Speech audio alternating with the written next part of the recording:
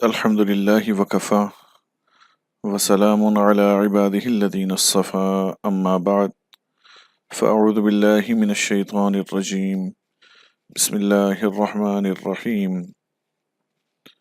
ولله على الناس حج البيت من استطاع إليه سبيلا صدق اللہ العظیم۔ حج کے 5 دنوں کا خلاصہ بیان کرنے کا ارادہ ہے۔ حج کا پہلا دن 8 ذو الحجہ، لہٰذا جب آپ حج شروع کرنے کا ارادہ کریں تو 8 ذی الحجہ سے پہلے مینا جانے کی تیاری کیجیے۔ تیاری سے مراد مونچھیں، ناخن، اضافی بال، یعنی جو بھی ضروری پاکیزگی ہے اس کو حاصل کریں اور احرام باندھنے کی تیاری کریں۔ اس بات کا خیال کریں کہ حج تمتع کا احرام یا حج کا احرام حدود حرم میں کسی بھی جگہ سے باندھا جا سکتا ہے، جیسا کہ بات مشہور ہے اور بات صحیح بھی ہے کہ عمرے کے احرام کے لیے آپ کو حدود حرم سے باہر جانا ہوتا ہے، یعنی مسجد عائشہ وغیرہ لوگ جاتے ہیں، تو بات درست ہے، لیکن وہ عمرے کا احرام ہے۔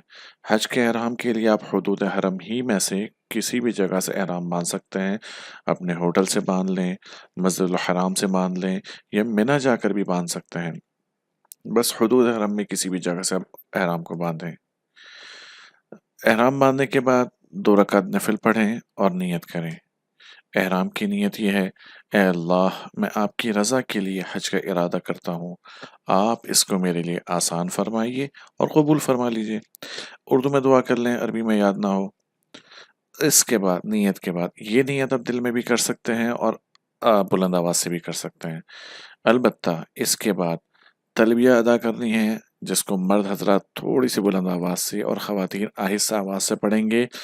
تلبیہ کے الفاظ ہیں: لبیک اللہم لبیک، لبیک لا شریک لک لبیک، ان الحمد والنعمت لک والملک لا شریک لک۔ اس بات کو ذہن میں رکھیے کہ نیت آپ دل میں ادا کر سکتے ہیں، البتہ تلبیہ کے لیے زبان سے ادائیگی ضروری ہے، تلبیہ دل میں نہیں پڑھ سکتے۔ جب آپ نیت کر لیں گے اور تلبیہ بھی پڑھ لیں گے، آپ احرام میں داخل ہو جائیں گے۔ لہٰذا نیت اور تلبیہ کے بعد اب آپ کے لیے وہ تمام چیزیں حرام ہو گئی جو جیسے کہ پیچھے آپ عمرے کا احرام مان کر حرام ہوئی تھی، جیسے خوشبو نہیں لگا سکتے اور سلے ہوئے کپڑے نہیں پہن سکتے، جوتے نہیں پہن سکتے، میاں بیوی کے تعلقات ایک دوسرے کے